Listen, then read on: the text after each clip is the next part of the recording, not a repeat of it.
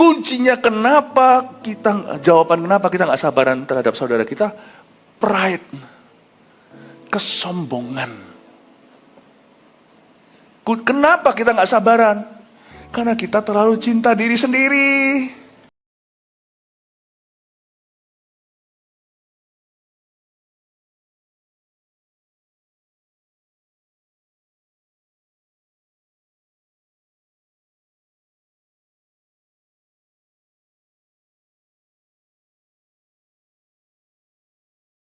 Silakan duduk. Saya ingin memperkenalkan satu buku dulu, mungkin yang nggak ke Super Conference kemarin, tapi bukunya sudah habis. Anda tetap bisa pesan order di luar sana di Pustaka Raja Wali. Karena saya mau bicara soal hubungan sebentar lagi, hubungan antar sesama, dan hubungan yang terutama itu di dalam keluarga. Orang tua dan anak itu harus akur. Dan buku ini adalah ditulis oleh anak saya, Pastor Jeremy, untuk mencelikkan mata agar orang tua ngerti anak muda mereka. Dan juga supaya anak-anak muda tahu kenapa di bawah bayang-bayang orang tuamu itu bagus untuk dirimu. Jangan anti papa mama, jangan mau anti mainstream, mau jalan sendiri, mau buktikan aku beda sama orang tuaku. Ngapain sih? Kenapa jadi kompetisi? Bukannya harus saling melengkapi. Ya, buku ini sedikit bisa mengintip cara saya dan istri saya parenting anak-anak kami. Tapi karena bukunya itu sudah habis di luar sana, saya amankan satu per ibadah. Saya mau kasih bagi yang datang dari Batu Aji.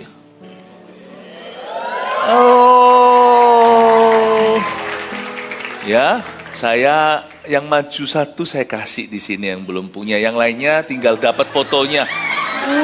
Haleluya. Nah, dua, sini. Saya lihat tadi yang maju dulu yang warna merah. Tunggu, bukan. Tapi yang deket, yang warna biru dan larinya lebih cepat. Dulu atlet ya. Gini loh, Alkitab mengatakan lebih diberkati memberi daripada menerima. Jadi saya serahkan kepada yang terlebih dulu dapat untuk dikasihkan. Yang maju duluan. Berpelukan, God bless you Batu Haji, haleluya. 4 kali saya khotbah menjawab pertanyaan kenapa. Ini menunya 1, 2, 3, 4 muncul kan. Anda ketinggalan 1, Anda sudah ketinggalan semua. Jadi tolong nanti dengarkan, hanya 4. Seminggu sebelum hari Minggu kan nanti masih ada 6 hari, cicil satu persatu. Ya. Kebaktian yang sekarang ini saya mau bicara soal ilmu akur. Ilmu apa? Judulnya kenapa aku gak sabaran ya terhadap saudaraku. Baik yang di rumah, maupun yang di gereja, di tempat kerja juga. Kenapa aku tuh kok gak bisa cocokkan sama orang? Susah banget gitu loh. Oh apalagi kalau seorang perfeksionis seperti saya itu kayak gitu orangnya dulu. Tuhan bentuk aku. Kalau kita gak bisa sukses dalam hubungan, kita gak bisa sukses apa-apa di dalam Tuhan. Mari saya ajak ya untuk kita melihat dari satu surat yang luar biasa namun sulit dimengerti. Surat-surat Paulus itu dalam-dalam semua. Saya mau bahas kupas 6 ayat saja untuk ibadah sekarang ini. Ambil catatan yaitu tentang kesatuan jemaat dan karunia yang berbeda-beda. Efesus 4 ayat 1-6 saya bacakan. Sebab itu aku menasihatkan kamu, kata Paulus, aku orang yang dipenjarakan karena Tuhan, supaya hidupmu sebagai orang-orang yang telah dipanggil berpadanan dengan panggilan itu. Hendaklah kamu selalu rendah hati, lemah lembut, dan sabar. Tunjukkanlah kasihmu dalam hal saling membantu, dan berusahalah memelihara kesatuan roh oleh ikatan damai sejahtera. Satu tubuh dan satu roh. Sebagaimana kamu telah dipanggil kepada satu pengharapan yang terkandung dalam panggilanmu. Satu Tuhan, satu iman, satu baptisan, satu Allah dan Bapa dari semua, Allah yang di atas semua dan oleh semua dan di dalam semua. Saya jelaskan ayat per ayat, simple kok, gampang untuk dimengerti. Dalam konteks hari ini, ya, jangan lupa topiknya kenapa aku nggak sabaran terhadap saudaraku. Seringkali kita salahkan orang lain pokoknya tentang kondisi hati kita. Padahal kita nggak menyadari. Mungkin iya ada salah orang lain juga, tapi soal damai, hidup damai itu sebagian besar itu saham pribadi. Saya ngerti untuk bisa berdamai itu kan butuh 2 orang untuk nari tango kan.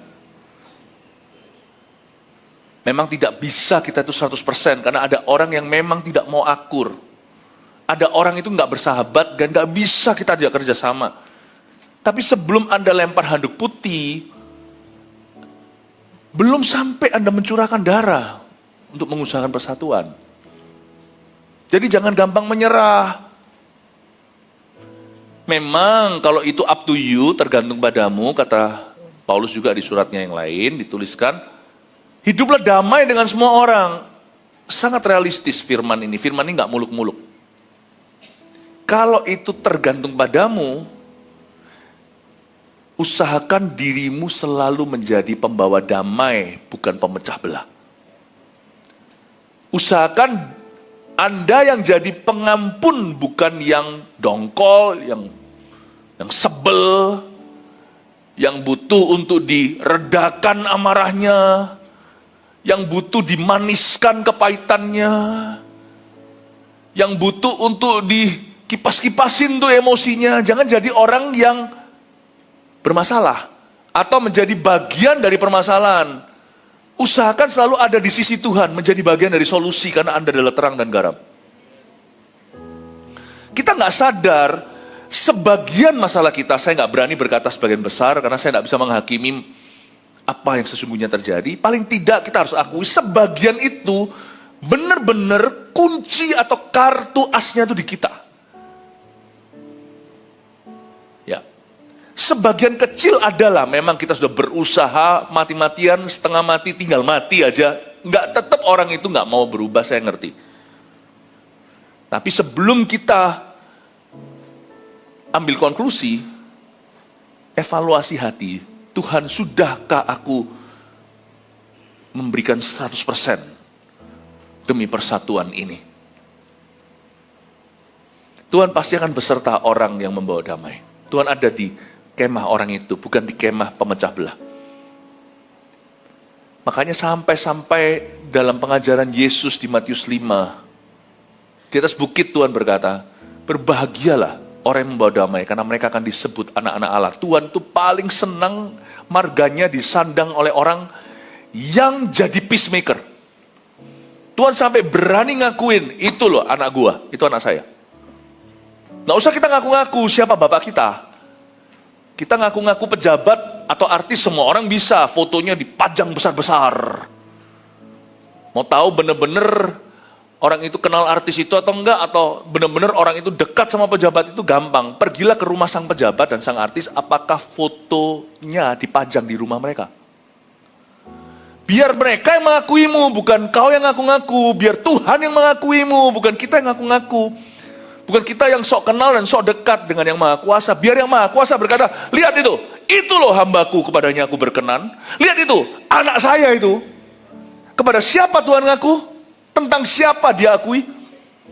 Orang yang membawa damai. Powerful sekali. Anda mau dapat penyertaan Tuhan? Mau tiba-tiba Tuhan memihak padamu, gampang. Usahakan damai. Jadilah pemersatu. Otomatis nggak usah diminta. Kita sudah tahu. Kalau Allah voting, kalau Allah harus mencoblos, coblos Anda. Gak usah Tuhan itu direngek-rengek, ayolah Tuhan berpihaklah padaku, gak usah. Tuhan tahu sendiri kepada siapa dia memihak. Berbahagialah mereka yang membawa damai.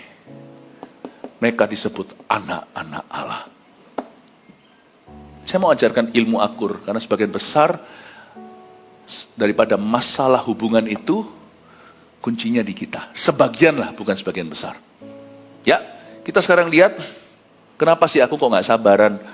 Kita lihat ayat pertama. Sebab itu kata Paulus, aku menasihatkan kamu. Paulus itu menulis surat ini dari penjara. Orang yang dipenjarakan karena Tuhan, langsung malu. Kalau ada di antara mereka, ya berantem, ada dari antara mereka bertikai. Ayat 1 langsung malu. Aku orang yang dipenjarakan karena Tuhan, supaya hidupmu sebagai orang yang telah dipanggil berpadanan dengan panggilan itu. Diamlah orang yang suka rame. Masalah kita itu apa sih? Sampai kita itu marah-marah itu apa sesungguhnya? Sudahkah kau dipenjara untuk Tuhan? Sudahkah aku mati untuk Tuhan? Baru hidup loh. Hanya digesek sedikit, atau disinggung, atau mungkin hanya tidak disapa, atau karena kita kecentok, terbentur dengan kekerasan hati seseorang, tiada lain tidak bukan mungkin istri sendiri, suami sendiri, udah bunyinya cerai. Atau dengan rekan pelayanan langsung berkata, keluar, aku quit. Gampang banget. Loyalitasnya nggak ada. Dikit-dikit berkata, udahlah. Ya, udahlah. Bahasa Ibrani versi Medan, wah, betahan. Saya udah nggak tahan. Nggak tahan apa sih? Nggak malu sama Paulus. Aku di penjara bukan karena kriminalitas. Kalau yang gitu kita perlu besuk di penjara, kita kasihan. Aku di penjara karena Tuhan. Aku bukan karena mencuri, bukan karena berzina, bukan karena membunuh. Aku di penjara karena perbuatan baik. Aku di penjara karena aku sabar menderita demi umat Tuhan. Aku di penjara karena aku jadi pemimpin di garis depan. Aku di penjara untuk pasang badan supaya umat Tuhan jangan kena penderitaan ini. Aku dulu yang tanggung penderitaan ini. Malulah. Paulus juga yang nulis 6 ayat tadi ini.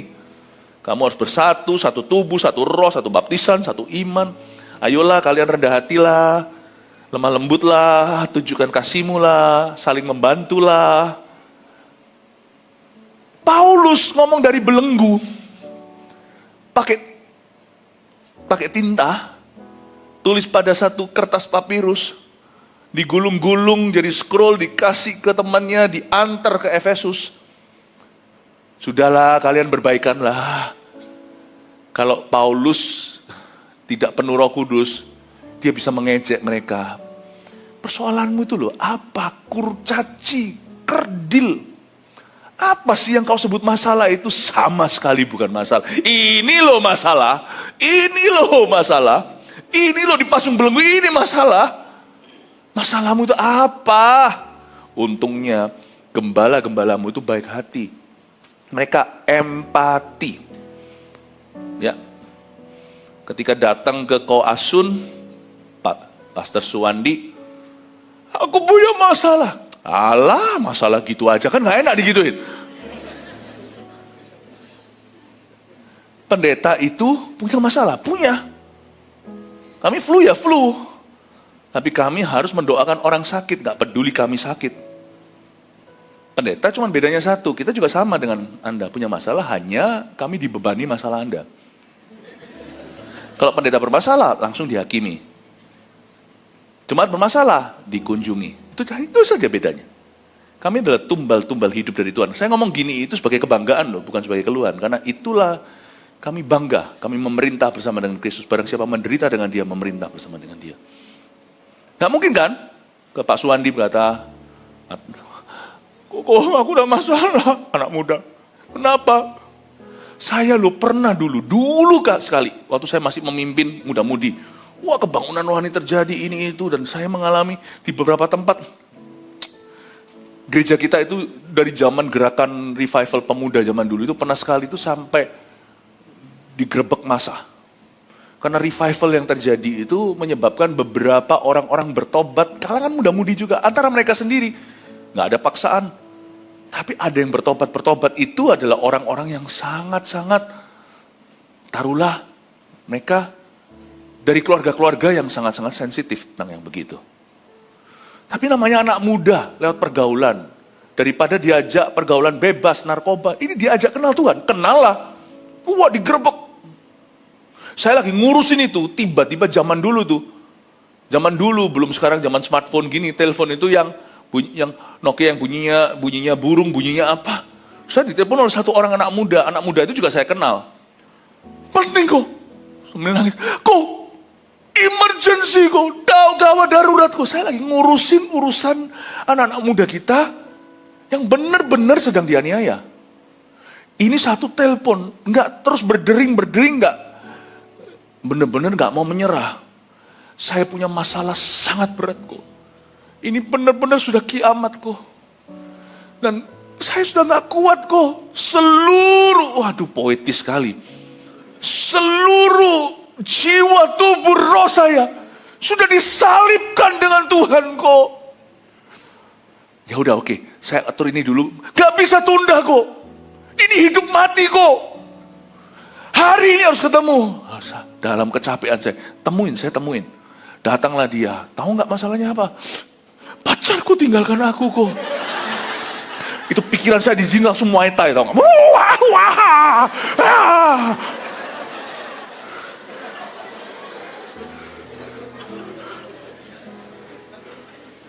Tiba-tiba saya tidak bisa lenyapkan pandangan bahwa kepala dia ada di lutut saya.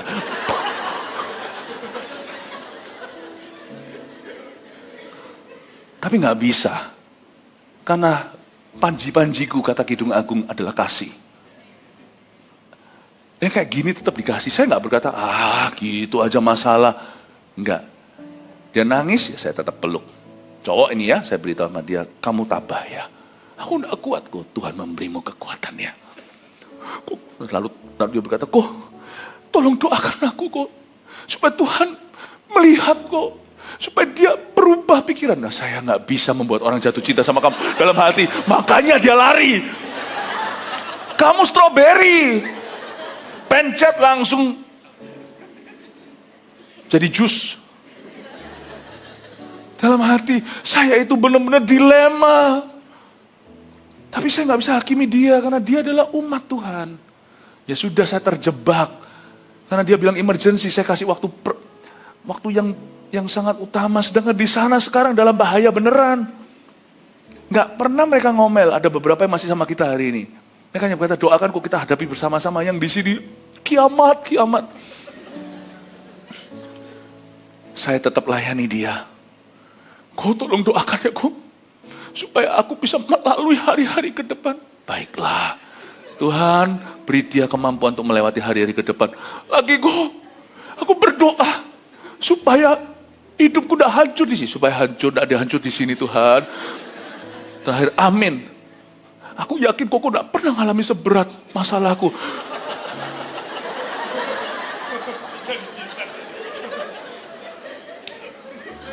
Saya bilang, Tuhan, aku barusan mengalami masalah terberat ya orang ini.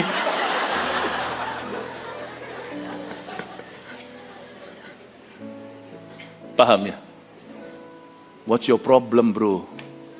You have no problem.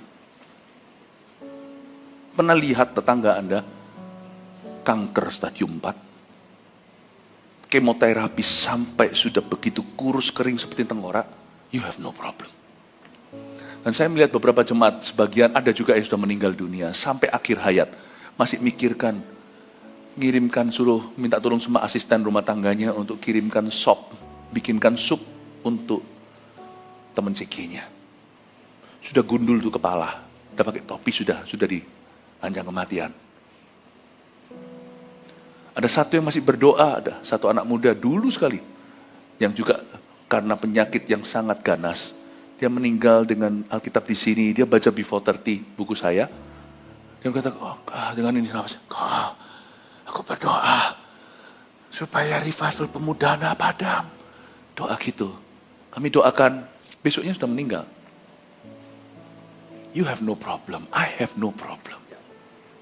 Kita tuh gak punya masalah. Jangan hiperbola. Gede-gedein masalah. Sedangkan tadi GMS Live berkata, setiap masalah, ingat itu. Kalau masalahmu, jangan digede-gedein. Masalah orang lain gedein. Bahkan waktu saya layani orang ini tadi yang memang anak muda ini, saya gedein masalahnya. Waktu saya layani dia, saya lupakan mereka yang digerebek sama masa. Nanti setelah selesai ini, itu. Saya muliakan masalahnya. Saya lupakan masalah sendiri dan orang lain yang belum sempat saya tangani. Saya muliakan. Kalau orang lain, gedein. Diri sendiri, kecilin. Pasti akur sama orang. Orang yang suka bermasalah dengan orang lain itu karena dia terlalu cinta dirinya. Terlalu peka, terlalu sensitif. Aku begini, kamu gak mau ngerti. Marah demi diri. Kamu kok gak peka? Karena dia memuliakan dirinya. Aku disengsara, tahu enggak? Kenapa kamu tidak mau dengarkan? Wah, dia tiba-tiba jadi tim sukses diri sendiri. Kalau kita mati, nggak jadi. Kalau kita mati terhadap diri sendiri, gak jadi itu berantemnya. Dead person don't punch back. Orang mati gak bisa pukul kembali. Mau dicubit tuh mayat, mau ditendang, dia gak bisa tiba-tiba, awas lu. Gak bisa. Kuncinya jawaban kenapa kita gak sabaran terhadap saudara kita, pride, kesombongan. Kenapa kita gak sabaran? Karena kita terlalu cinta diri sendiri. Ya, namanya senggol bacok. Nggak kenaan. If you don't put yourself at the center of your world, kalau Anda tidak dan saya tidak menaruh diri sendiri pada pusat perhatian, atau di pusat dunia, menjadi pusat dunia kita, saya rasa kita akan jarang marah. Dan kita akan gampang berkata, nggak apa-apa. Atau mungkin bahasa Indonesianya begini aja, ya sudahlah. Gampang berkata, ya sudahlah. Gampang. Karena kita nggak terlalu serius menganggap diri sendiri. Bukan berarti kita menyangkali diri, tidak sehat tuh gambar diri. Orang yang suka melukai dirinya, aku nggak penting, aku nggak perlu. Rendah diri bukan rendah hati, suka melukai dirinya, suka mengasihani diri, bukan yang gitu ya. Yang itu penyakit. Itu penyakit rohani. Tapi jangan terlalu serius menganggap dirimu. Okay lah. Mau dilukai sedikit sana sini, biasalah. Masuk ke gereja, mungkin kita nggak dapat kursi atau gimana. Kamu nggak tahu saya siapa? Gampang jawabannya. Tapi kalau Anda yang dari sisi situ, digituin sama orang, jangan nantang ya. Emang gua nggak tahu. Jangan gitu. Kita merendah aja. Sorry Pak, maaf, apa yang bisa saya bantu? Memang sudah nggak bisa, nggak ada kursinya misalnya kalau usher dan segalanya. Usher harus sabar ya. Karena kita melayani itu harus kasih. Dan kasih itu definisinya satu. Kasih itu sabar. Tapi jemaat juga harus sabar sama usher. Mereka melayani loh minimal, meskipun mereka belum sempurna. Nah, kita nggak sempurna, nggak melayani. Mereka nggak sempurna melayani, ayo. Kita juga mesti sabar. Nggak tahu ya saya siapa? Jawaban sesungguhnya, kenapa harus tahu? Yesus saja nggak semua orang tahu. LKLS. Jangan pernah sebutkan ini di depan orang. Ya, tapi kalau itu Anda orangnya, sebutkan pada diri sendiri. Lu kira lu siapa? Jangan merasa you are somebody. Orang yang bisa tersinggung adalah orang yang merasa dirinya I'm somebody. Kamu enggak tahu ya saya siapa? Enggak harus. Enggak harus. Saya enggak apa-apa. Saya enggak apa-apa. Kalau dikenal orang, enggak dikenal orang, so what? Itu bukan poinnya. Kalau kita bisa menganggap diri kita enggak sepenting itu, I think nanti keluargamu akan harmonis, pernikahanmu akan langgeng. Anak-anakmu akan damai di bawah kepemimpinan orang tua seperti Anda. Dan kalau Anda adalah anak orang tua Anda akan hoki. Benar-benar beruntung punya anak sepertimu, seperti dirimu. Jangan terlalu gimana lah, ya. Ayat 1 ini dalam sekali. Sebab itu aku menasihatkan kamu. Lihat-lihat siapa yang beri nasihat. Saya nggak sembarang-sembarang mau dengerin nasihat orang. Bukan berarti saya pilih-pilih. Saya juga lihat source atau sumbernya. Jangan hanya kau dengarkan beritanya, kau harus lihat buah daripada pohon itu sebelum Anda makan dari buahnya. Enak aja orang ngomong apa segala, saya juga harus lihat hidupnya. Makanya saya tidak akan membiarkan mimbar kita itu diisi sembarang orang meskipun pandai, fasih berbicara, lucu. Kalau kita mau entertainment, jangan ke gereja, TV, YouTube, segalanya itu banyak. TikTok dan sebagainya, sosial media. Datang ke sini itu harus real, genuine. Kita nggak datang ke gereja untuk di-entertain kok. Entertainment di luar jauh lebih menghibur. Tapi di sini Roh Kudus yang menghibur kita. Harus produk asli. Saya nggak sembarang taruh orang yang asal bisa bunyi, asal tahu teologi, asal bisa bicara tentang Tuhan. Sumber itu penting. Aku menasihatkan kamu, lihat dulu ini Paulus. Makanya gereja kita itu paling pas kalau yang bicara itu gembala in-house, baik-baik. Gembala sendiri yang menunggui, gembala regionalnya, gubernurnya lah seperti Pastor Maxi. Tapi kalau wali kotanya gereja kita di sini kan Pak Suwandi. nanti dari Pastor Bernard lah, Pastor Moro lah, dari mana, lebih baik. Karena mereka semuanya sudah terbukti cinta jemaat ini. Dan menggumulkan Anda dalam doa, bukan sebagai karir untuk mengisi mimbar. Anda harus lihat siapa yang menjadi penasihat hidupmu. Penting sekali. Saya lebih suka orang yang komitmen, karena orang itu sudah teruji. Sebab itu aku menasihatkan kamu, aku orang yang dipenjarakan karena Tuhan. Lihat Paulus, ini baru punya masalah orang ini. Dia dilanggar kanan kiri, dikhianati dari dalam tubuhnya sendiri, ada Demas, ada siapa. Dari luar ada Alexander, si tukang tembaga itu, dari orang-orang sekuler juga ada. Ini orang sungguh-sungguh menderita. Dia pun gak mengeluh. Dia sudah sampai mencucurkan darah loh, Paulus itu. Karena dia sudah dicambukin 39 kali. Dengan cambuk beneran. Ya, bukan hanya cambuk yang seperti diamalkan, dilakukan di Singapura sebagai hukuman publik. Itu juga pasti akan berdarah. Sekali dicambuk itu pantatnya, dia nggak bisa duduk seminggu. Namanya caning kalau di Singapura. Ya. Tapi cambuk yang ini tidak perikamanusiaan, karena di zaman-zaman dulu itu ada ujung-ujung metalnya. Jebret, sakit. Waktu dikeluarkan daging cacah. Paulus itu sudah sampai darah itu. Kenapa 39 ke 40 dia mati? Siapapun mati sampai 40 kali. Yesus lah mengalami itu. Dia cambuk disesah katanya, bahasanya dia disesah. Ini orang baru benar-benar punya masalah. Ini baru masalahnya nggak biasa, tapi dia pun berkata masalah itu biasa. Dia nggak bahas masalahnya. Aku orang dipenjarakan, gitu aja. Gampang, simple satu kalimat. Supaya hidupmu sebagai orang yang telah dipanggil berpadanan dengan panggilan itu. Mau tahu bagaimana caranya kita terhubung dengan sesama kita? Kalimat ini penting. Yang ditulis oleh Rasul Paulus. Supaya hidupmu sebagai orang-orang yang telah dipanggil berpadanan dengan panggilan itu. Katakan berpadanan dengan panggilan itu. Panggilan apa? Panggilan sebagai orang Kristen. Cara terbaik untuk kita menang atas pencobaan itu nggak usah banyak bicara sama setan. Gampang. Misalnya kalau kita dicobai, seorang laki-laki yang sudah menikah dicobai untuk selingkuh. Jawabannya sederhana, no. Bilang sama setan, no.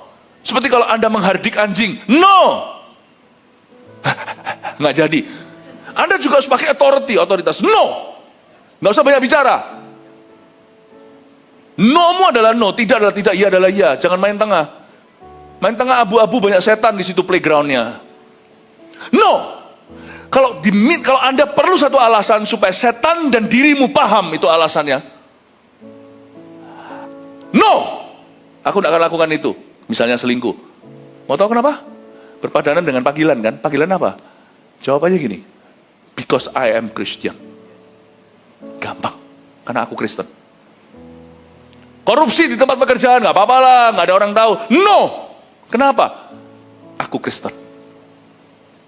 Orang Kristen tidak lakukan ini. Detik ketika kita lahir baru, seperti ada kesaksian Roh Kudus dalam diri kita. Kristen itu apa? Meskipun kita belum baca Alkitab semuanya, dari Kejadian sampai Wahyu, kita langsung tahu, ini Kristen, ini bukan Kristen. Ini bukan maksudnya status agama, tapi kelakuan. Yang ini kelakuan Kristiani, yang ini kelakuan yang tidak Kristiani.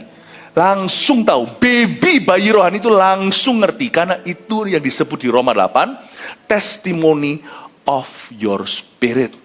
Kesaksian roh itu yang disebut dengan testimony of the Holy Spirit atau kesaksian Roh Kudus.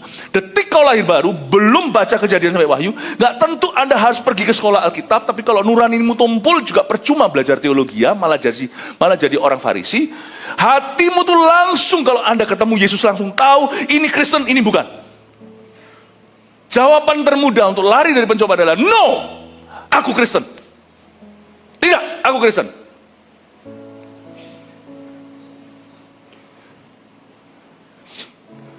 Saya dulu, pada waktu pulang ke Indonesia tahun 98, pas kerusuhan itu saya kembali ke tanah air. Hal pertama yang saya lakukan adalah 2 tahun pertama saya menjadi seorang pebisnis. Karena memang saya dari keluarga pengusaha. Dan usaha kami diberkati, kami kerjasama dengan bisnis partner dari luar negeri, beberapa negara. Dan ketika mulai diberkati, jangan kau halalkan segala cara. Belum diberkati pun jangan halalkan segala cara. Saya ingat pada waktu suatu hari di sebuah negara, saya nggak mau sebut mana, saya hanya datang 1 hari, karena untuk urusan-urusan bisnis harus pulang. Kami lagi sibuk-sibuknya. Saya barusan menikah, ya, dan istri harus urus kantor, nggak bisa kosong. Saya pergi sebentar untuk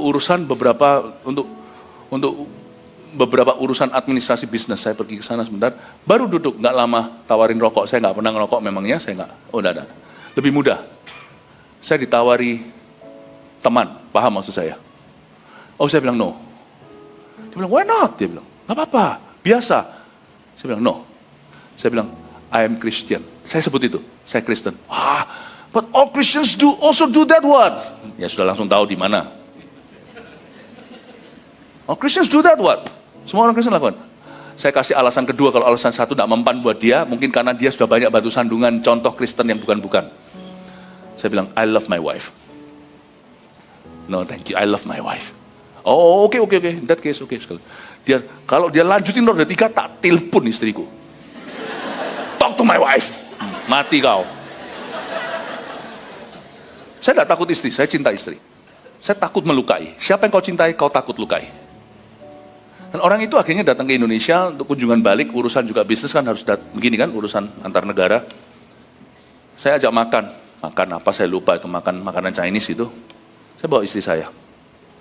Lalu sebelum itu saya berkata, karena saya yang mengundang, saya berkata, permisi, saya doa dulu, itu kebiasaan kami. Oke, thank you. Saya tidak minta izin sama dia, boleh nggak urus? Saya yang jamu. Saya mau doa sebelum saya makan. Tuhan Yesus, saya pegang istri saya. Setelah itu nggak lama dia ngomong sama istri saya, you know your husband is a good man. Suamimu ada laki-laki yang baik, orang pria yang baik. Dia bilang, dia nggak mau sebut. Dia takut nanti istri saya marah. Dia nggak mau sebut kenapa dia konklusi begitu. Hari itu dia tahu, I'm a true Christian. Karena itu kalau saya ajak jamu rekan bisnis dulu, kalau sudah punya anak 1, 2, saya ajak anak-anak saya supaya dia melihat our family. Supaya nanti bisnis kita itu profesional. Karena kamu suka produkku istilahnya atau jasaku, dan karena aku kerjanya cepat dan jujur, dan aku reliable, dapat dipercaya. Bukan karena embel-embel, lobby-lobbyan, saya nggak main gituan. Kamu mau suka di situ yang kayak gitu ya, pergi sana aja nggak. Sebentar lagi kan pasti dia akan kecele, di sana pasti dia akhirnya akan kecewa. Dia nanti akan kembalinya ke saya. Paling dia hanya lari sebentar. Nanti di situ nggak jujur kembali ke saya. Nanti bisnis sama saya itu karena bisnis, bukan karena hal-hal lain. Saya ingat, alasan satunya yang bisa membuat kita berdiri tegak, berdiri lurus di dunia yang bengkok, di dalam setiap sektor, setiap faktor, dan setiap jalur kehidupan, termasuk jadi pendeta juga sama. Kita semua ada godaan dan ada pencobaan. Kita hidup di dunia, dan kita masih ada di tubuh Adam dan Hawa. Satu kalimat yang bisa membuat semua setan lari, ronde 1 selalu berkata, no! Aku Kristen. Titik. Kalau ada setannya, dalam nama Yesus. Tapi jangan tengking orang. Kalau orang cukup bilang, aku Kristen, titik, jangan kasih koma. Nggak memban, aku cinta keluargaku. Nggak memban lagi, talk to my pastor. Kasih ke Koasun. Telepon, Koasun. Itu namanya covering. Bukan hanya tutup bungkus darah Yesus, itu namanya apa? Covering itu apa? Perlindungan. Saya mau tanya, bertengkar itu sifat Kristen nggak? Berantem, tarik-tarikan, cakar-cakaran itu Kristen nggak? Lempar piring, Kristen atau bukan? Gampang lah, sebelum Anda berantem dan halalkan semua cara. Konflik sih harus ada. Nggak ada konflik berarti nggak ada interaksi. Tapi konflik pilih-pilih satu, reason alasannya. Jangan yang petty cash, jangan yang receh. Harus sesuatu yang sungguh-sungguh seobjektif mungkin, sesuatu yang perlu kita diskusikan, debatkan kalau perlu, tapi tidak halalkan semua cara. Tapi pilih-pilih alasannya. Metodenya pun harus selektif. Tapi kita sebelum melakukan sesuatu yang merugikan orang lain dan nama Tuhan, think once again. Kristenkah kelakuan kita?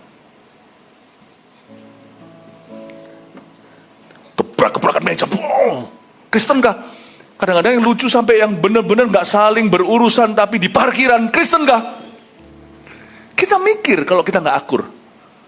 Kristen itu sama dengan akur. Itu pun gak bisa selalu hidup dimengerti. Kita harus mikir Kristen itu seperti apa kelakuannya. Jangan jadi Kristen tradisional.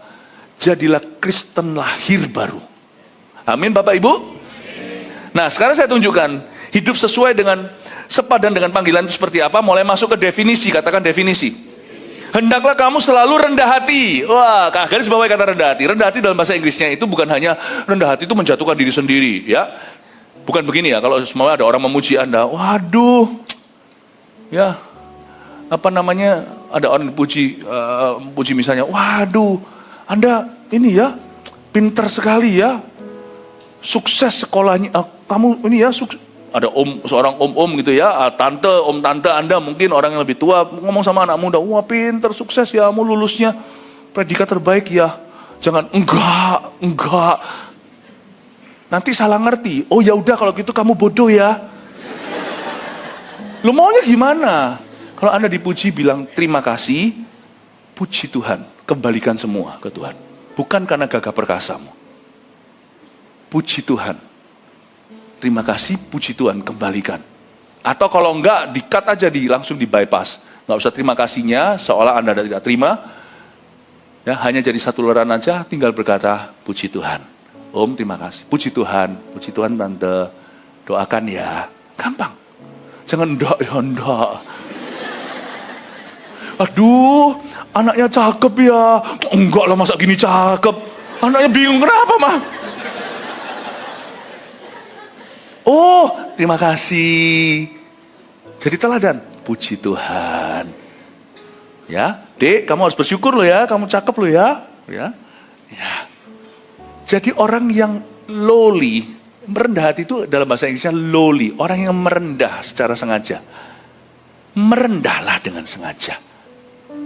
Belajar rendah hati.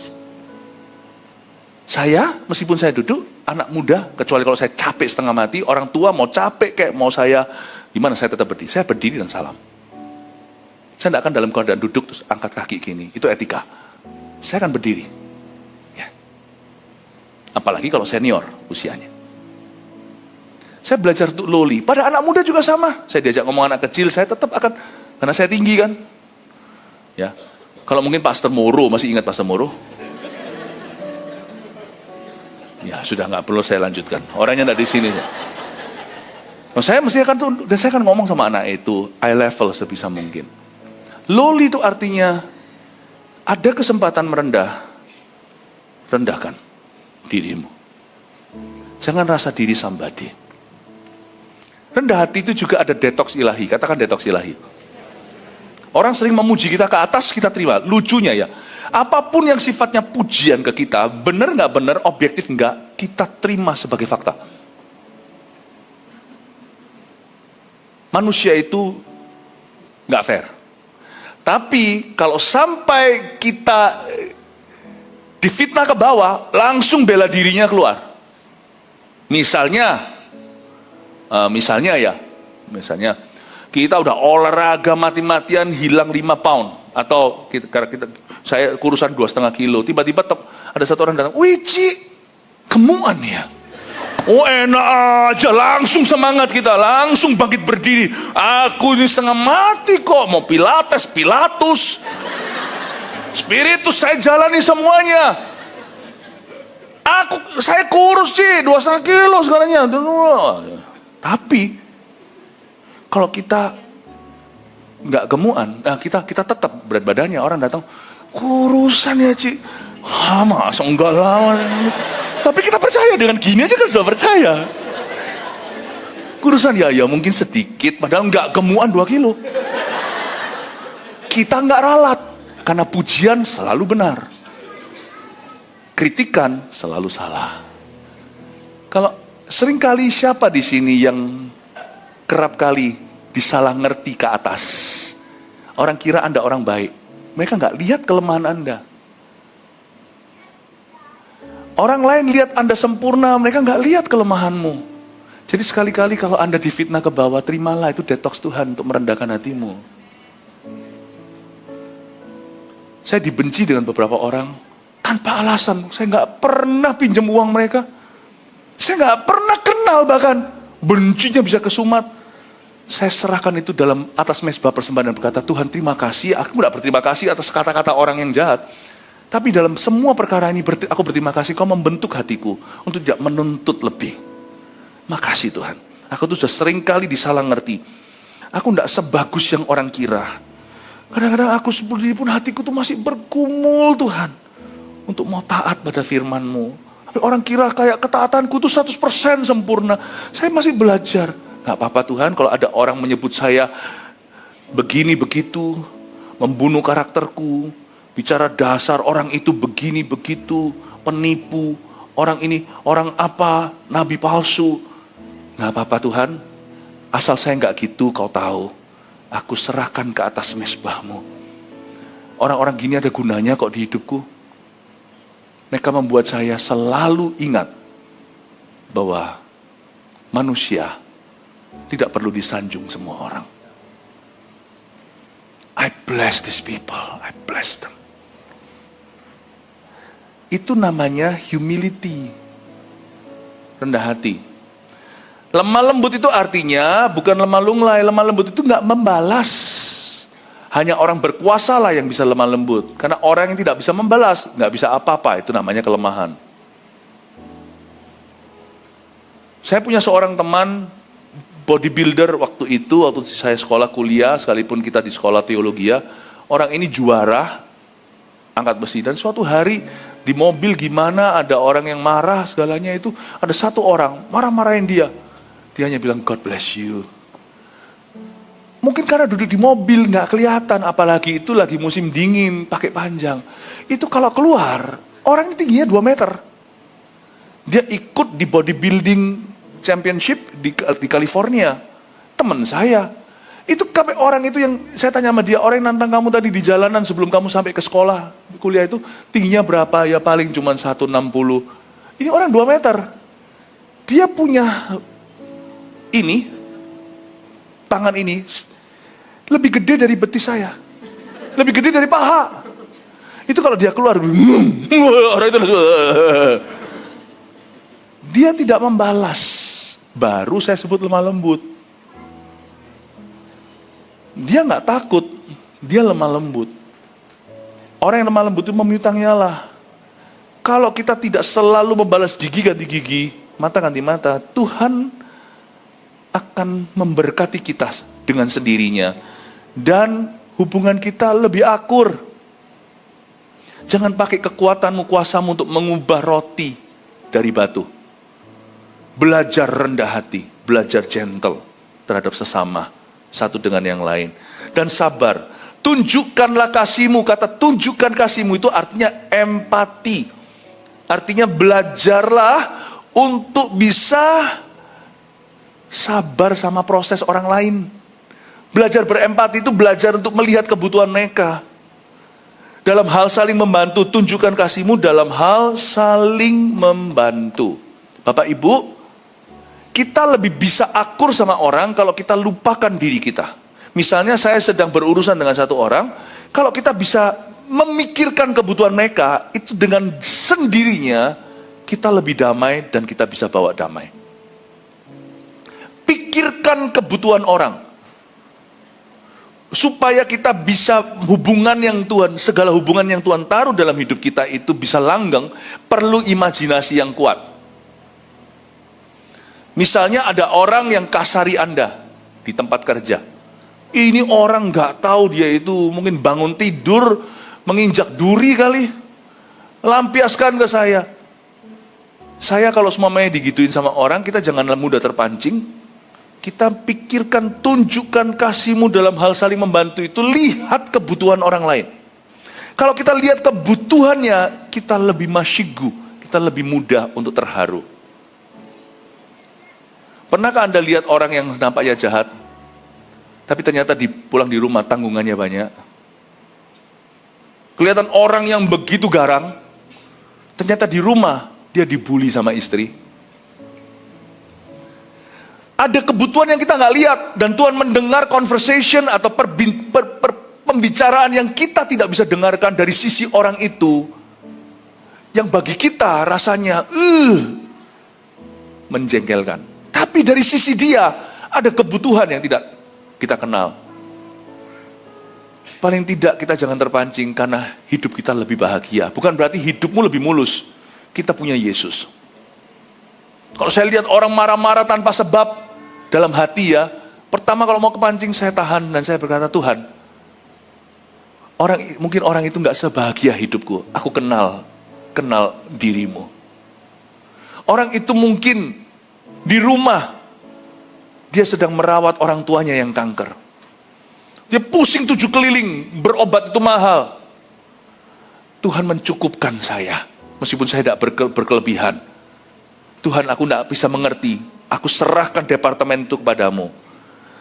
Tunjukkan kasih-Mu dalam hal saling membantu itu bukan hanya mengasihi. Mengasihi dengan imajinasi. Tunjukkan kasih-Mu dengan saling membantu.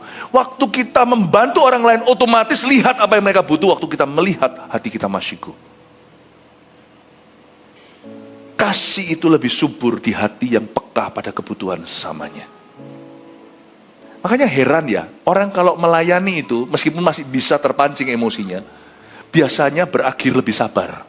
Karena orang melayani gak melulu mikir tentang diri. Tapi orang kalau gak melayani ya, mau dia belajar teologi kayak penuh-penuh kepala dengan pengetahuan jadi Farisi. Karena ketika semua pengetahuan kita itu bertambah, tanpa melihat dan kita nggak nyemplung langsung di tengah-tengah manusia dalam segala kebutuhannya, dan kita memposisikan diri sebagai hamba yang melayani, sebagai Yesus yang membasuh kaki. Lama-lama hati kita jadi keras dan kasar. Dan kita jadi gede kepala karena pengetahuan, dan kita merasa lebih hebat, lebih superior dari orang, dan merasa semua orang harus mengerti kita. Dan kita merasa bahwa kita paling penting. Tapi waktu kita melayani, otomatis hati kita itu melihat kebutuhan orang lain dulu. Nggak heran orang yang melayani pulang ke rumah harusnya loh ya, kecuali kalau ada sesuatu yang salah dalam pelayanannya, motivasinya. Harusnya pulang ke rumah, seorang ayah yang melayani berseragam, misalnya multimedia, crowd dan sebagainya, pulang ke rumah, dia pasti jauh lebih memahami kebutuhan istri dan anak-anaknya. Izinkan ayahmu atau suamimu melayani, karena nanti dia pulang sebagai suami yang beda. Pasti ada kapasitas yang bertambah, khususnya peka terhadap kebutuhan yang lainnya. Pasti dia lebih sabar. Pasti lebih sabar. Saya berkali-kali ditolong karena pelayanan. Tiap kali, saya dulu itu paling emosian makanya Tuhan baik sekali. Dulu keluarga kami, saya suka punya mobil yang seperti mobil balap gitu sebelum saya kenal Tuhan. Itu sampai hilang, mobilnya itu raib, dicuri, ya memang ada asuransi. Saya bersyukur karena mobil itu buat saya panas-panasan di jalan dulu.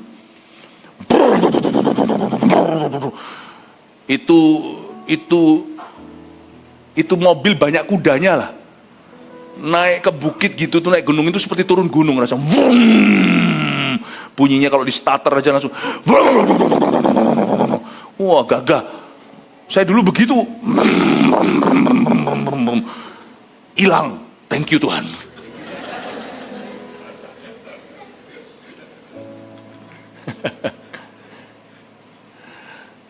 Sekarang saya sembuh. Yang paling konyol dulu ya, emosiannya itu road rage atau marah-marah di jalan. Pokoknya, sebelum gua diklakson, gua klakson. Tin! Kalau ada orang, saya yang salah. Sebelum dia marah sama saya yang teriakin dia. Saya selalu sebut matanya di mana. Padahal mata aku yang nggak lihat mobilnya. Pokoknya sebelum gua disemprot, gua semprot. Saya rasa ada sifat Sumateranya.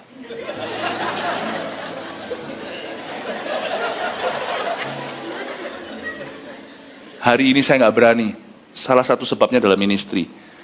Lah kalau tiba-tiba saya di jalanan diserempet orang, terus habis itu saya marah, saya takut.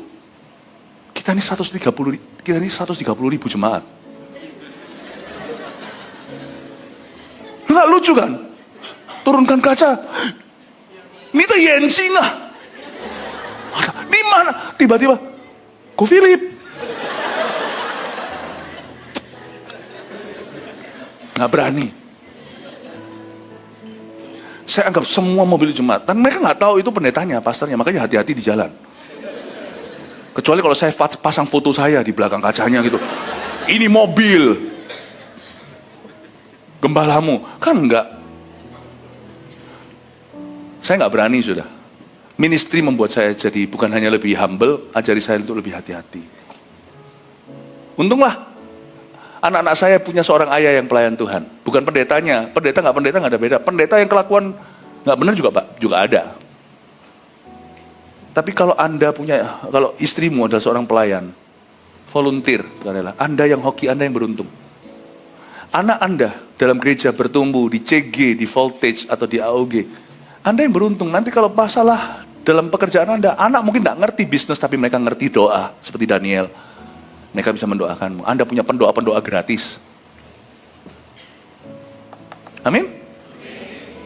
Tunjukkanlah kasihmu dalam hal saling membantu dan berusahalah memelihara kesatuan roh oleh ikatan damai sejahtera, satu tubuh, satu roh dan sebagainya. Satu.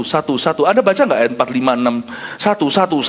Ada kata satu. Pelihara persatuan. Jangan jadi penggosip. Jangan jadi pemecah belah. Oke, cepet deh. Saya sudah selesai. Lalu nanti ibadah berikutnya kita masuk ke yang terakhir. Kenapa kita kok nggak kunjung dewasa ya imannya ya? Nanti saya jelaskan. Ada 4 poin di sini di ibadah ini. Catatlah nomor 1. Kenapa aku tidak sabaran terhadap saudaraku? Ini solusi. Number 1, nomor 1. Latih kerendahan hati dengan tidak harus selalu merasa benar. Atau selalu merasa orang lain harus mengerti dirimu. Salah satu hal yang Anda bisa minta diluputkan, jangan diminta hanya diluputkan dari pencobaan. Jangan tuntun aku dalam pencobaan, doa Bapa kami kan, itu ya penting. Anda juga bisa berdoa untuk diluputkan dari celaka, mara bahaya. Kita doakan tumpang tangan anak-anak kita sewaktu kecil ke sekolah misalnya. Atau anak-anak sudah besar kita tetap syafaatkan. Boleh, tapi salah satu hal yang kita juga harus doakan untuk diluputkan adalah luputkan aku daripada terobsesi. Agar orang lain selalu mengerti aku. Luputkan aku dari suatu candu untuk semua orang memuji aku. Luputkan aku dari sebuah kebutuhan yang mendasar bahwa semua orang harus mengasihi dan menerima dan nge-like aku. Tapi beri aku obsesi agar semua orang lewat hidupku, kutuntun ke Yesus. Setiap orang akhirnya akan paling tidak setelah ketemu dengan saya, hidupnya lebih ngerti arah dan dapat jawaban. It's not about me, it's about them. Bisa nggak kita kayak gitu? Kalau kita bisa begitu, berbahagia keluargamu. Pulang itu Anda dari kapasitas yang berbeda. Minta dihindarkan dari perasaan-perasaan everyone has to appreciate me. Semua orang harus respect sama saya. Di gereja ini Anda tidak perlu respect dengan saya. Di gereja ini pasti ada orang-orang yang cocok dengan CG, dengan apa. You're welcome untuk bertumbuh di gereja ini. Asal Anda belajar untuk kenal Tuhan, kita bisa hidup berdampingan tanpa Anda, saya lebih suka cegil saya itu bukan maha ya, tapi pengertian gitu loh. Pastor Philip itu jauh gitu ya, ini segalanya, nggak apa-apa, it's okay, you're welcome. Anda tetap bisa tertanam di sini, karena ada cinta CGL-nya, dan karena CG membernya mengasihi Anda, bertumbuhlah. Welcome, this is God's church, not my church. Saya tidak ada obsesi itu. Hari ini kalau saya melayani orang, saya punya satu prinsip. Siapa tahu saya bisa nolong beberapa orang. Saya nggak se-GR itu, semua orang bisa saya tolong. Nggak bisa. Semoga khotbah saya bisa memberi jawaban dan membuat seseorang nanti pulang ke rumah. Jadi suami yang lebih baik, istri yang lebih baik, anak yang lebih baik. Dan menjadi seorang bos yang lebih baik, menjadi seorang pegawai yang lebih baik, menjadi seorang volunteer yang lebih baik, full time yang lebih baik. Saya puas kok. Standar saya low. Tapi iman saya full. Ya, latih kerendahan hati. Gak harus selalu jadi jagoan. 2, sabar dengan proses orang lain. Itu namanya empati. Itu namanya tunjukkan kasih. Itu berarti kita disuruh sabar sama proses orang lain sebagaimana Tuhan sabar denganmu. Kalau kita diproses gak apa-apa, ya mesti sabarlah sama proses sesama kita. Mereka juga belum selesai. 3, Belajar berempati dengan orang lain dan kebutuhan mereka. Itu loh tadi. Sama needs. Tunjukkan kasih dengan jalan saling menolong atau saling membantu. 4, jadi pembawa damai bukan penggosip dan bukan pemicu konflik. Jadi pembawa damai. Hati-hati dengan gosip ya. Orang kalau ketemu sama kita, itu harusnya kita arahkan ke Yesus. Kecuali kalau memang secara teknis berurusan dengan orang itu, maka itu harus diselesaikan. Biasanya bedanya gosip sama fitnah apa? Saya tunjukkan bedanya ya. Ini tetap di 44, silakan foto, saya tambahin, saya berikan bumbu-bumbu yang penting sekali tentang ini. Siapa tahu bedanya gosip dengan fitnah? Saya beritahu deh. Fitnah itu beritanya salah. Kamu tahu nggak? Pastor Maxi-nya bukan Pastor Vena, bukan Pastor Maxi, hamil.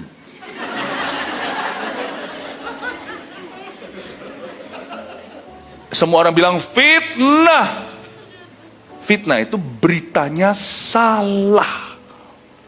Gosip, beritanya bisa betul, tapi faktanya dibengkok.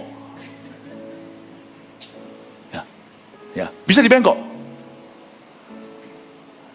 Aku lihat tadi ya, Pastor Maxi di lobi hotel. Nggak dilanjut. Jemput Pastor Philip ke gereja. Tapi bahasanya itu drama Korea. Lu tahu nggak ya, Pastor Maxi tadi aku lihat di hotel. Ada perempuan lewat.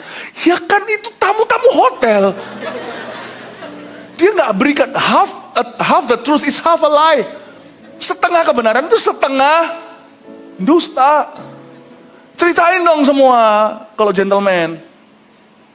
Ya kan? Gosip itu beritanya bisa nggak lengkap, tapi ada betulnya.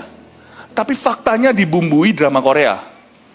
Atau bisa jadi beritanya betul ke orang yang salah. Terus apa hubungannya? Saya pernah sekali pada waktu saya sebagai mahasiswa sekolah Alkitab, saya ada di Kanada, gereja Indonesia sebelum itu, GMS belum ada di mana-mana. Saya juga belum kembali ke Indonesia, ke tanah air. Jadi belum ada semua visi ini. Sampai ke mancanegara. Ada orang yang datang ke saya dan 3 om-om di jemaat itu, datang ke saya, Philip, saya lagi main volleyball. Ya, di lapangan gereja. Main basket, volley segalanya. Lalu saya dipanggil keluar keringatan gitu. Kenapa om? Saya mau ngomong sama kamu. Saya mau bicara tentang om ini. Saya panggil om ya. Itu pendeta kami. Kaget saya sudah langsung mundur selangkah. Saya mulai skeptis. Loh, tunggu. Saya ini bukan siapa-siapa. Saya ini hanya song leader. Pemimpin pujian. Terus habis ini mau ngomong tentang gembala senior saya. Tunggu dulu. Pikiran ini kan bisa mikir ya. Kita kan nggak makan sia-sia. Orang tua sekolah kan nggak buang-buang duit kan. Kan gini nggak perlu orang pinter jenius. Ini kan common sense kan. Ini kan common sense. Ini kan pengetahuan umum. Saya bilang, kenapa ngomong sama aku? Sebelum beritanya diberikan, saya bilang, kenapa ngomong sama saya? Loh saya emangnya apa? Saya ngomong duduk ngobrol-ngobrol. Wah ini gini. Semua yang dilontarkan semua itu saya nggak tahu bener atau nggak. Tapi saya nggak. Tuhan kasih saya hikmat sederhana. Gini, sebentar om, jangan ngomong dulu om. Saya nggak mau nantang mereka. Saya bilang, saya ini masih keringatan, saya nggak bisa konsentrasi. Cari alasan. Saya bilang gini om, kalau om memang mau ngomong om ini sama om ini kalau memang mau ngomong sesuatu sama ini, saya tahu, saya sekolah Alkitab, saya baca Alkitab, datanglah langsung. Kalau misalnya om ragu, saya kan sebagai song leader dalam pelayanan dengan hamba Tuhan ini, dengan gembala pemimpin, saya akan bawa om ketemu ya. Saya tawarkan sekali, saya bawa om untuk ketemu sama om. Perhimpunan om-om. Immediately saya bilang itu, oh nggak usah. Kalimatnya, nggak usah, percuma.